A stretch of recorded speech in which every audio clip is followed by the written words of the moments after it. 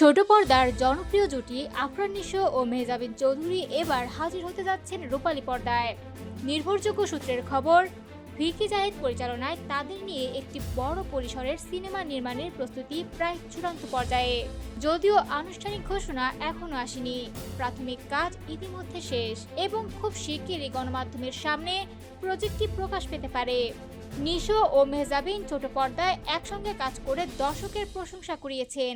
পুনর্জন্ম, শিল্পী শুল্কপক্ষ, মাইনকারচি পায়ে পাশে, এপ্রিল, ঘটনা সত্য এবং নীল জলের কাব্য, প্রতিটি নাটকে তাদের অভিনয় দর্শকের হৃদয়ে ছুঁয়ে গেছে। বিশেষভাবে পুনর্জন্ম সিরিজটি উল্লেখযোগ্য। ডার্ক থ্রিলার ও সাসপেন্স ঘরানার এই ধারাবাহিকটি 2021 সালে শুরু হয়ে একাধিক কিস্তিতে প্রচারিত হয় এবং দর্শকের মধ্যে ব্যাপক আলোড়ন সৃষ্টি করেছে। বড় পর্দায় নিশো মেহজাবিনের প্রথম সংমিশ্রণ দেখা গেছে চরকির সিনেমা রেড রামে। একটি রহস্যময় হত্যাকাণ্ডকে কেন্দ্র করে এগিয়ে যাওয়া গল্পে তাদের অভিনয় দর্শকের কৌতূহল আরো বাড়িয়েছে। পাশাপাশি ওটিটি প্ল্যাটফর্মেও তারা আলাদাভাবে সফল হয়েছে।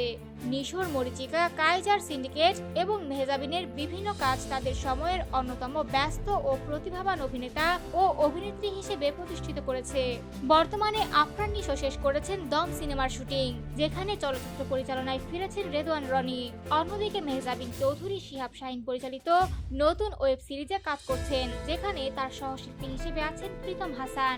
সিরিজটির প্রাথমিক নাম ক্যাকটাস, যদিও নাম পরিবর্তনের সম্ভাবনা রয়েছে। সব মিলিয়ে নিশো মেহজাবিন জুটির বড় পর্দায় নতুন সিনেমা নিয়ে দর্শকের প্রত্যাশা এখন তুঙ্গে।